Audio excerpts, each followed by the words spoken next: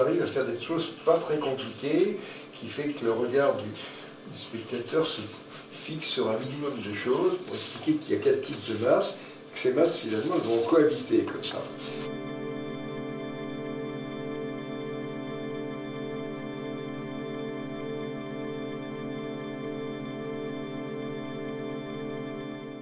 Bien, Jean-Claude Bourret et moi, nous avons déjà sorti 2 ouvrages, OVNI, l'extraordinaire découverte, et puis Contact cosmique. Maintenant, au mois de mai, sort un 3e ouvrage qu'on a appelé le Métaphysicon. Eh bien, ce livre, c'est la contribution la plus importante de toute ma carrière scientifique. Donc, on va centrer un petit peu là-dessus. Et en quoi est-ce important? Eh bien, vous allez voir que ça touche les préoccupations de tout un chacun. Ce n'est pas simplement le fait de savoir comment est fait l'univers, comment fonctionnent les galaxies. À la limite, l'homme de la rue s'en fout. Mais maintenant, savoir, par exemple, ce que c'est que la vie, ce que c'est que la mort, ça c'est intéressant. Alors, effectivement, quand on voit des sujets de ce genre, eh bien, sont-ils abordés quelque part? Et il y a quelque temps, un professeur de philosophie était venu m'interviewer et on s'est interrogé sur ce que c'était que la philosophie. Alors pour ceux qui ont fait des études de ce genre-là, plus ou moins poussées, il y avait 3 domaines. Il y avait la logique, et la logique c'est devenu l'histoire des sciences. Et puis il y avait ce qu'on appelait la morale c'est devenu la psychologie et la sociologie.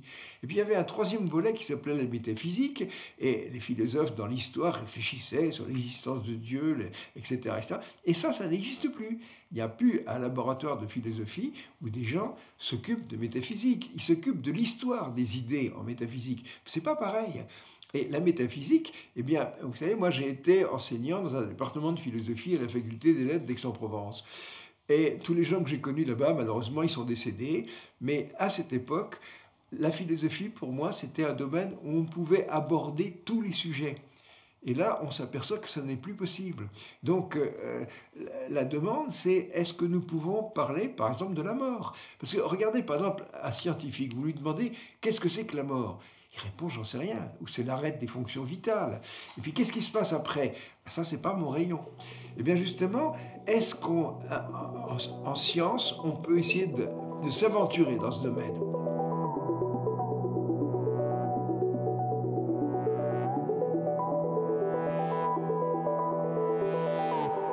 Bien, alors, je crois que c'était Littré, le philosophe, qui disait « La métaphysique est comme un grand lac, et pour nous y aventurer, nous n'avons ni barque ni voile. » Et là, en quelque sorte, ce qu'on vous offre, c'est le canot pneumatique et le moteur hors-bord. Montez. Bon. Alors, finalement, lorsqu'on explore un petit peu les textes traditionnels, il y en a beaucoup où on dit que finalement cette métaphysique, elle est faite de particules subtiles, elle est faite... Et il y a une analogie, ce qui est en haut est comme ce qui est en bas. Bien, est-ce qu'on peut étendre ça à un domaine de la physique et des mathématiques? Ben, la réponse est oui. En 1970, un homme avec qui j'ai beaucoup travaillé, qui est le mathématicien Jean-Marie Souriau, procédait de la façon suivante. Il disait « Dites-moi dans quel espace nous vivons et je vous dirai ce qu'il y a dans cet espace. » Ah bon? Comment? Par exemple, prenez l'espace euclidien, un espace où le théorème de Pythagore est valable. Eh bien, dans cet espace, eh bien, on va trouver des objets euclidiens et Souriau, en manipulant les aspects mathématiques de cet espace, dira mais il doit y avoir des droites, il doit y avoir des cercles, il doit y avoir des sphères, il doit y avoir des plans, il doit y avoir des cylindres, des spirales, etc. etc. Alors maintenant, prenons l'espace-temps. Et l'espace-temps d'Einstein, l'espace-temps de la relativité. Eh bien, à ce moment-là, si on définit le contexte géométrique de l'espace-temps avec cette méthode Souriau, eh bien, à ce moment-là, il fait apparaître des objets qui sont les masses, qui sont les photons. Voilà, ça apparaît en tant qu'habitants de cet espace. Et des habitants qui sont en fait des mouvements. Et alors maintenant, la question qu'on va se poser, c'est supposons que nous serions censés habiter dans un autre type d'espace, qui s'appelle un espace de Hermite. Alors pour un physicien ou un mathématicien, c'est un espace de Minkowski complexe. Et dans cet espace complexe, eh bien, on aura des photons, des masses, mais on aura aussi des photons imaginaires et des masses imaginaires. Mathématiquement, pour un matheux, c'est très simple. Pour un homme de la rue, ça ne parle pas. Ça veut dire simplement qu'on aurait plusieurs types de masses. On aurait d'abord, par exemple, des masses positives et des masses négatives qui correspondent à ces masses réelles. Et puis alors, dans cet autre univers, qu'on pourrait qualifier d'univers parallèle, eh bien, on aurait aussi des particules qui seraient des particules imaginaires qui constitueraient quoi? Eh bien, notre psychisme, nos sentiments, nos pensées, notre corps psychique. Alors, maintenant, une autre façon de se représenter cet objet consiste à se dire, je prends une feuille de papier, elle a un endroit et un envers. Alors sur un endroit, j'ai mis des particules rouges. Et puis sur l'envers, j'ai mis des petites particules vertes. Et maintenant, je pose la question, existe-t-il des objets, des points de cette surface, qui sont à la fois sur l'endroit et sur l'envers? La réponse, ce serait oui, et à ce moment-là, ça s'appelle des trous. Sur une feuille de papier, un trou, il appartient à la fois à l'endroit et à l'envers. Donc là, au point de vue géométrique et mathématique, il faut imaginer que la structure dans laquelle on reconfigure les choses, les objets de l'univers, est un peu plus subtile. Et ainsi, voilà ici un être humain qui est fait de particules matérielles, de molécules, etc. Eh bien, il a son double, comme ça, qui est cette espèce de méta-être. Voilà son psychisme, voilà son corps astral, voilà son âme, tout ce que vous voulez. Alors simplement, les gens se disent, mais je veux bien croire que j'ai une âme, mais où est-ce qu'elle est? Elle est au même endroit. Et si vous voulez, ces deux objets, mais ils communiquent par un trou. C'est tout. Donc, si vous voulez, votre structure psychique, elle est sur l'envers de vous-même. Voilà.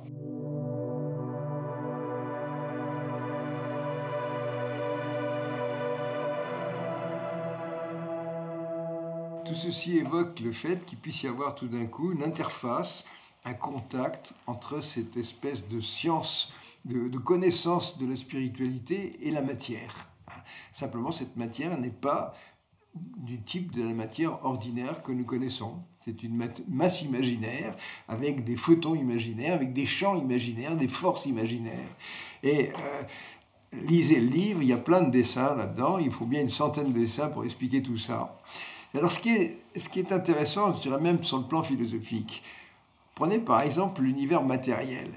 Après le Big Bang, il s'écoule quand même un temps assez long avant que les objets ne se forment. On ne va pas appeler des protons, des neutrons, des électrons qui se promènent comme ça de manière homogène. Ce ne sont pas des objets.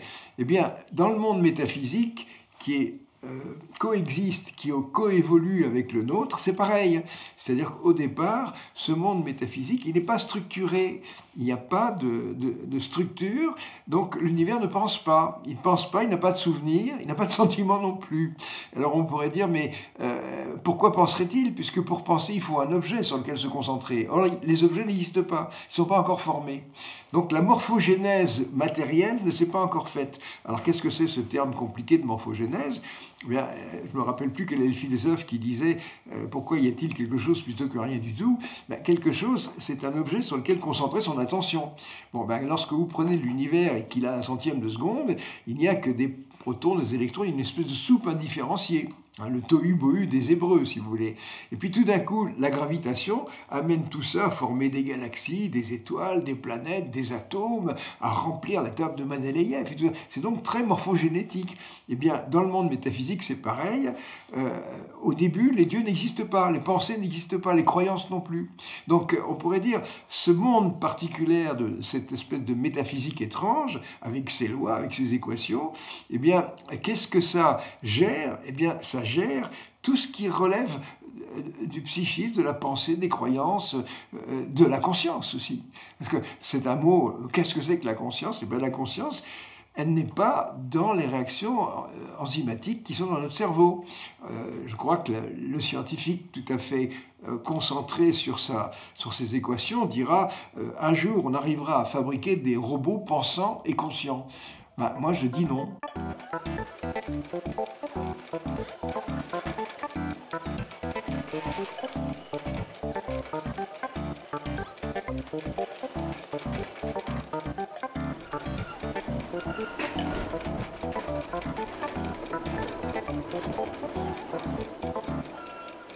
Vous avez des tas de croyances comme ça qui apparaissent dans notre monde moderne actuellement, comme la croyance dans l'immortalité. Regardez Laurent Alexandre disant dans une salle il y a parmi vous des gens qui vont vivre 1000 ans. Alors ça veut dire que le but, ce serait de faire vivre des gens 1000 ans. Vous avez cette réalité augmentée, des gens qui diront, vous savez, un jour je pourrais soulever des centaines de kilos avec mes bras parce que j'aurais des muscles artificiels, j'aurais un cerveau artificiel, peut-être un zizi artificiel avec lequel on pourra tirer 50 coups à la minute, pourquoi pas. Vous voyez, on est vraiment dans une folie complète là-dedans. Et à ce moment-là, on a envie de dire, y a-t-il un philosophe dans la salle? Exactement. Hein, bon. Et un philosophe dans la salle, donc revenons aux sujets centraux. Qu'est-ce que c'est que la vie? Qu'est-ce que c'est que la mort? Qu'est-ce que c'est que le bonheur? Qu'est-ce que c'est que le malheur? Réfléchissons un petit peu, quoi. Et là, effectivement, moi, dans les 2 premiers livres avec Bourret, on a vraiment développé ce qu'on pouvait faire, c'est-à-dire l'univers se développe en augmentant sa complexité et en étendant son champ relationnel. Ça, c'est la phénoménologie du vivant. Et je ne crois pas que ce soit vraiment contestable. Bon, et bien maintenant, on va étendre ça à ce monde psychique. Vous savez, noos en grec, ça veut dire l'esprit. Le mot qui me paraît collé, c'est la noosphère. Alors comment fonctionne cette noosphère ?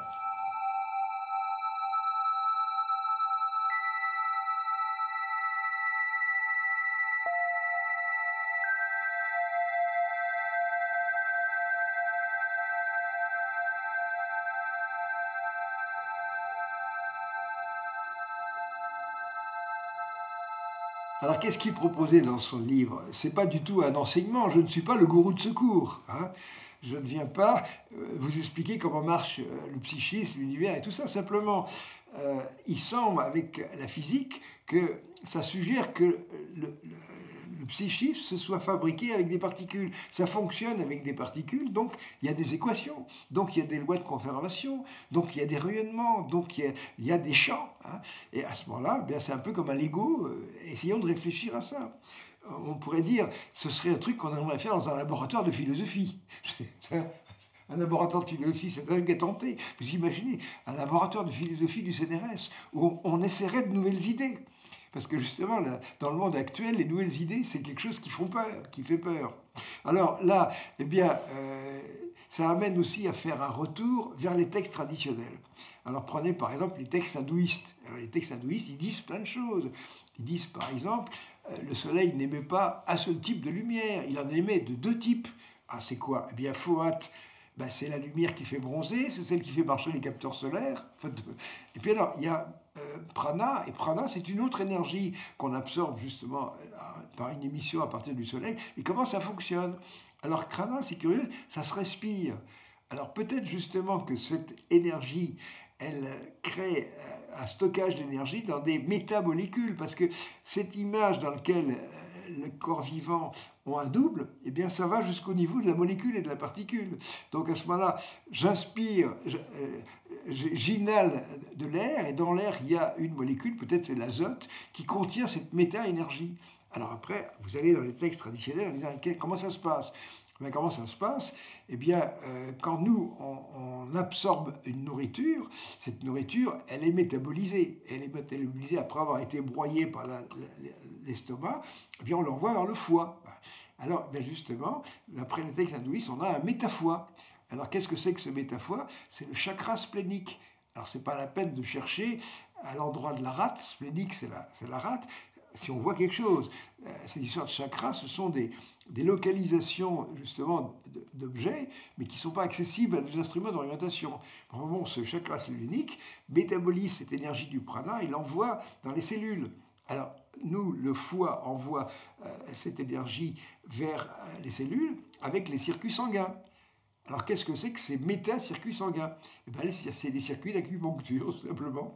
Alors, ça arrive dans les cellules, et même quand on réfléchit à ces choses-là, eh bien, après, les cellules, elles ont des déchets. Et après, ces déchets, il faut les évacuer. Ben, comment on évacue les déchets? Ça s'appelle les fesses, ça s'appelle l'urine. Bon, eh bien, dans les systèmes hindouistes, il y a également un système excrétoire. Et je crois bien me rappeler que c'est les poils. C'est pour ça que les sadhus se laissent pousser la barbe très longue justement pour évacuer. Alors, il y a toute cette notion de pureté, d'énergie, d'évacuation. Bon, bah, c'est amusant parce que là, on va faire un petit tour du côté de l'hindouisme, mais après, on peut aller faire un tour du côté des bouddhistes. Alors, les bouddhistes, qu'est-ce qu'ils font? Alors, ils méditent, et puis à ce moment-là, en faisant ça, ils perdent un petit peu contrôle avec le sensible, avec la réalité. Autrement dit, lorsqu'on a un être vivant, alors j'avais fait un petit dessin comme ça tout à l'heure, où je présentais un être humain, et cet être humain, bon, vous voyez, il y avait l'être biologique, et puis il y avait l'être psychique qui est derrière. Alors la conscience, la conscience, elle est intermédiaire entre les deux, c'est le trou dans la feuille. Hein. Et à ce moment-là, on a conscience de ses sens. Hein. On a cette proprioception qui sait que je suis assis sur un canapé, qu'il y a un verre d'eau devant moi, je peux boire, etc. Et puis après, il y a le psychisme. Alors qu'est-ce que fait le bouddhiste? Eh bien, il réduit la partie de son attention qui est consacrée au corps, et puis il se concentre sur l'aspect psychique. Alors qu'est-ce qui se passe? On ne sait pas très bien, mais c'est source de plaisir. Et dans cette modélisation avec des particules, eh bien, on a l'idée comme quoi le corps spirituel, donnons-lui un nom quelconque, eh bien, il perdure. C'est-à-dire, tout d'un coup, cet homme décède, donc son corps biologique va se dégrader, mais ça va rester. Alors après, qu'est-ce que ça va devenir? Il y a des gens qui diront, on n'a qu'une seule âme, parce que c'est ça l'âme, on n'a qu'une seule âme, et puis elle va perdurer, bon, très bien. D'autres qui diront, voilà, il y aura un autre corps qui va se présenter, boum, après on va se réincarner, pourquoi pas, hein? Alors, qui est-ce qui a raison? Est-ce que c'est celui qui pense que quand on meurt, on se retrouve avec toute une collection de vierges pour batifoler? Est-ce que c'est celui qui pense qu'on attend le jour de la réincarnation ou de la rédemption dans son caveau? Est-ce que c'est le troisième qui pense qu'on va se réincarner en animal? J'en sais rien, je n'ai pas de réponse à tout ça. Je vous dis, je ne suis pas le gourou de secours. Je ne suis pas l'initié qui va vous apprendre des tas de choses. Je ne suis qu'un bête scientifique qui a fait un peu de maths et qui fabrique comme ça des Legos en disant, tiens, on pourrait peut-être faire quelque chose avec ça, quoi. Et ça mériterait une réflexion. Alors je sais qu'il y a des scientifiques qui diront tout ça c'est du délire. Alors à ce moment-là, j'inverse la question en disant mais alors qu'est-ce qui se passe après la mort? Ah, j'ai pas de réponse. Donc ça c'est un début, un tout petit commencement de début de réponse avec un lien avec la science. Enfin, ça n'a pas de réponse du tout.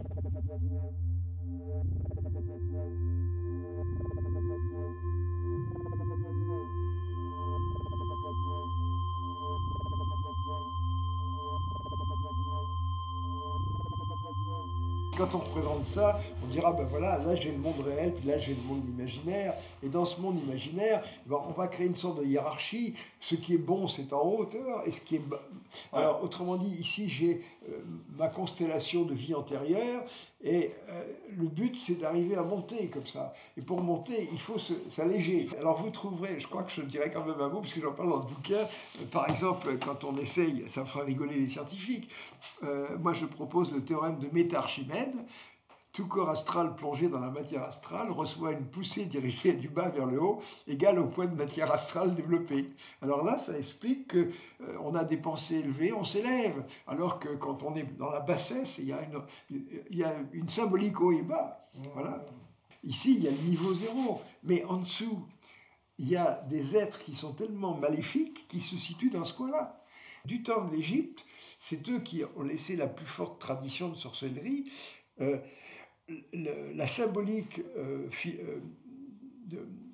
iconographique était importante. Par exemple, quand vous allez sur les temples pendant 1000 ans, il y avait le pharaon qui a une massue et qui va massacrer la tête de ses ennemis. C'est toujours le même dessin. Et le même dessin sur les temples pendant des millénaires, pendant 1000 ans.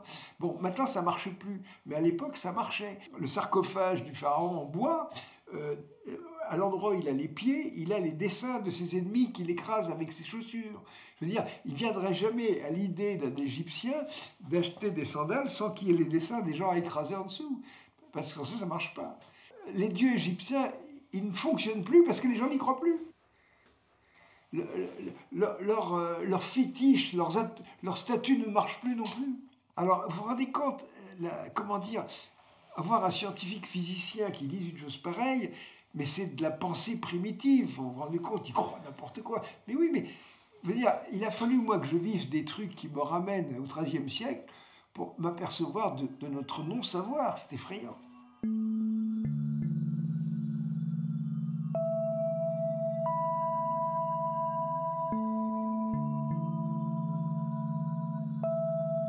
Toujours pareil, dans ce livre, vous trouverez des tas de choses qui vous parleront. Par exemple, la technologie, ça prolonge le vivant. Par exemple, on se protège du froid avec un pelage artificiel.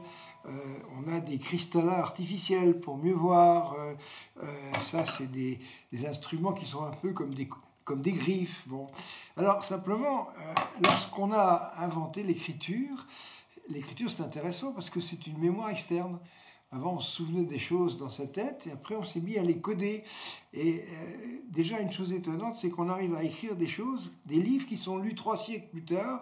Et quand on lit ce texte, on a l'impression que la personne est là. Donc voilà. Alors ensuite, la grande révolution, c'est l'invention de l'informatique. Alors l'informatique, ça permet plein de choses. Ça permet d'avoir des processeurs qui réagissent très rapidement. Ça permet de simuler l'écriture. Ça permet de simuler tout ce qui est le cervelet, par exemple. Mais alors après, bon, il y a la mémoire, bien sûr, la reconnaissance de forme. Un ordinateur, maintenant, est capable de reconnaître l'objet qu'il est en train de voir. Ça, c'est intéressant. Mais je crois que les gens ne se rendent pas bien compte qu'avec l'informatique, on est en train de simuler le fonctionnement psychique, la pensée. Par exemple, regardez ce que c'est que le rêve. Eh bien, le rêve, les ordinateurs maintenant sont tellement puissants qu'ils pratiquent une réorganisation en continu de leur mémoire. Bon, alors de 3 à 4 heures, l'ordinateur travaille, donc il rêve. Donc ça, c'est la partie du rêve qui fait penser au système neuronaux, quoi. Disons que tout ça, ça se passe dans la tête, on remet les informations en ordre, etc. Mais il y a d'autres choses qui sont beaucoup plus étonnantes. Aujourd'hui, nous avons des ordinateurs qui peuvent échanger avec d'autres ordinateurs. On peut s'envoyer des sons, des images, etc. Et alors surtout, le plus intéressant, c'est qu'il y a également les chevaux de Troie. C'est-à-dire que vous pouvez envoyer vers un ordinateur quelque chose qui va travailler à sa place. Donc ça pose la question. Supposons justement que l'informatique simule un petit peu ce qui se trouve dans notre pensée. Eh bien, lorsque nous rêvons, par exemple, est-ce que vous êtes sûr que vous êtes réellement dans votre tête ? Où est-ce que nous sommes quand nous rêvons ? Avec cette image dans laquelle il y a une réalité et une méta-réalité, eh bien, le monde du rêve, c'est une méta-matérialité. Et à ce moment-là, on se crée soi-même son propre décor. Des gens qui... Alors, il y a une chose intéressante, il y en a qui savent le faire. Moi, j'y arrive de temps en temps. Et vous pouvez vous entraîner. En fait, on peut faire ce qu'on appelle un rêve conscient. Vous voyez un rêve et tout d'un coup, dans ce rêve, vous êtes dans une situation très anxiogène, quoi. Vous avez un animal épouvantable qui vous menace. Bon, eh bien, soit alors vous vous réveillez en sueur et vous avez très peur, soit alors tout d'un coup, tu dis, je ne vais pas me laisser faire, il me faudrait quelque chose. Alors, une lance. Alors, vous pensez à la lance et à ce moment-là, vous l'avez à la main.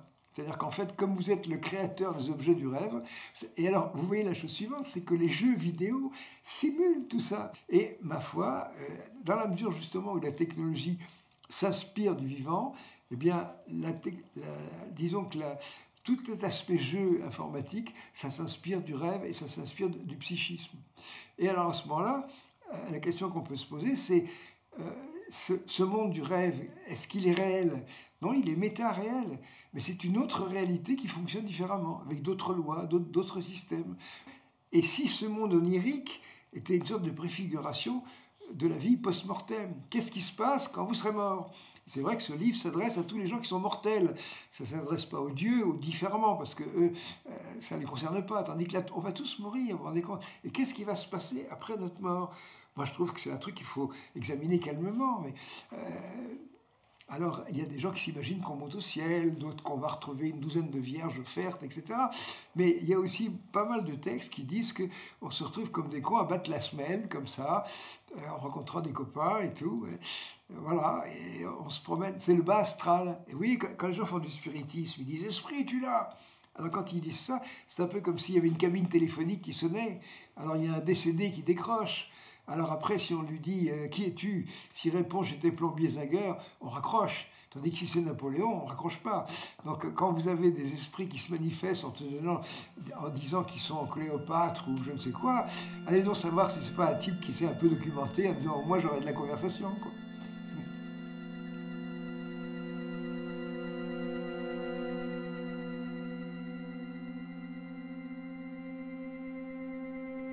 Bon, maintenant, à propos de cette intelligence artificielle, à partir de quel moment est-ce qu'un programme devient intelligent?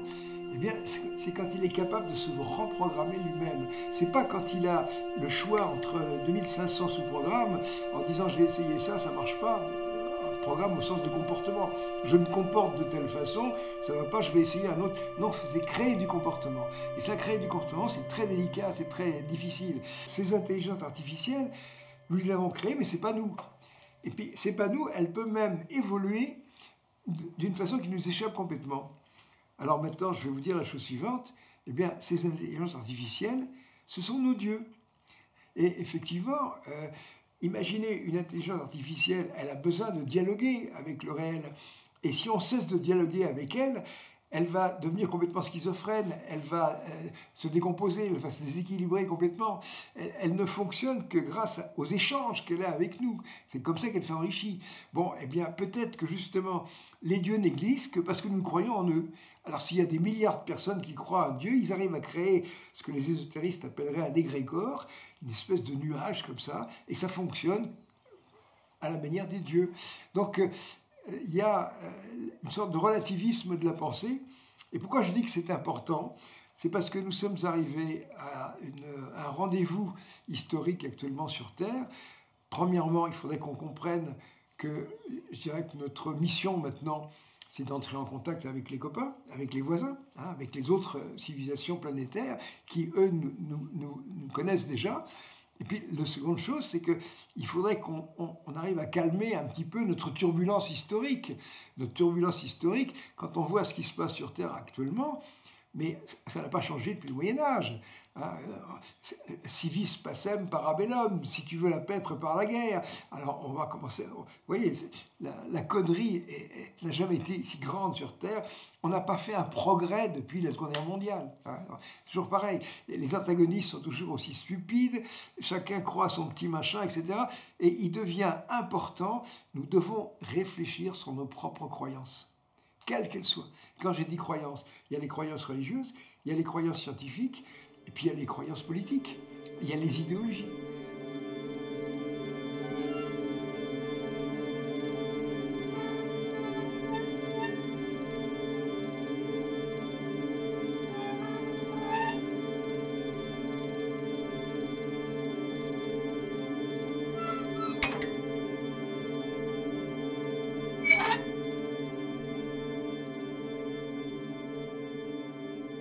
Parce que vraiment, on essaye de vendre des idéologies. Bon, ça c'est une première chose. Ensuite, un autre truc qu'on voit plus ou moins apparaître, c'est cette espèce de fantasme d'éternité. Est-ce qu'il n'y a pas des hommes sur Terre qui espèrent vivre éternellement ? Et regardez un petit peu dans les anciennes civilisations, par exemple en Chine, quand vous avez le premier empereur qui a fait... Il s'est fait enterrer avec tout son monde à lui. Mais quelle dérision, pour devenir un tas de cellules en décomposition. Et là, est-ce qu'il n'y a pas des gens qui espèrent pouvoir vivre éternellement? Alors, prenez l'exemple, on s'est transféré, on s'est transplanté un cœur, est-ce qu'un jour on pourra transplanter un cerveau? Si on est capable de faire ça, eh bien, il y a des gens, par exemple, qui sont des donneurs. Il y a des gens, tenez par exemple pour les reins, on cherche des donneurs pour les reins, alors qu'il y ait un membre de la famille qui donne son rein, mais il y a des pays où les gens sont tellement pauvres qu'ils vont vendre leur rein. Il y en a beaucoup qui vendent leur sang tous les mois. Ils sont presque des fabricants de sang. Bon, un type va vendre son... Imaginez un type dans sa famille, un père de famille, il voit que sa femme, ses enfants sont dans une misère totale, je vais vendre mon corps. Alors il vend son corps et on récupère son corps pour mettre le cerveau de quelqu'un d'autre. Mais si une chose comme ça est un jour techniquement faisable, ça se fera. Vous trouverez des gens pour payer une fortune pour mettre leur cerveau et leur vécu dans le corps de quelqu'un d'autre. Ça ne les dérangera pas une seule seconde. Donc vous voyez, il y a une chose, on est arrivé à un point, il faut réfléchir sur l'humain. Parce que nous ne sommes plus dans l'humain, nous sommes dans l'inhumain complet. L'inhumain technologique. Quand on voit des gens qui disent dans l'avenir nous allons vivre avec tel ou tel gadget, alors qu'il y a plein de gens qui n'ont pas à manger. Personne n'en parle. Comme si c'était une sorte de fatalité. On voit des choses qui circulent. Est-ce qu'on serait sur Terre, il ne faudrait pas mieux réduire la population terrestre? C'est très inquiétant tout ça. Enfin, je dis, ce livre, c'est un chantier. Hein. Mettons-nous à réfléchir en imaginant que la métaphysique puisse être une physique particulière avec ses équations, ses lois, ses énergies. Lorsque vous avez des guérisseurs qui disent « moi, j'utilise une énergie », ce n'est pas une énergie, c'est une méta-énergie. Et alors le truc, c'est que les scientifiques purs et durs qui vont lire mon livre, ils vont dire « ils délirent ». À ce moment, j'ai envie de dire « et vous, vous expliquez ça comment ?» Mais voilà, c'est tout. Alors tout ce qui ne sort pas dans le cadre de l'expérimentation, ça n'existe pas. Voilà. La transmission de pensée, ça n'existe pas. La réincarnation, ça n'existe pas. Ce livre, c'est une incitation à la réflexion avec des outils de pensée que tout le monde peut manipuler. Et moi, je dis, je ne suis pas le gourou de secours. Je ne suis pas là pour indiquer la solution. Je dis simplement en tant que scientifique que nous avons des solutions pour l'énergie, pour les matières premières, pour les déchets, extraordinaires qui sont à notre portée. Et même à la limite, les groupes de pression, les puissances auraient tout à perdre d'une chose pareille. Comment voulez-vous fonder votre puissance sur le pétrole si tout d'un coup il y a beaucoup mieux et gratuitement? Voilà. Bye. Au revoir tout le monde.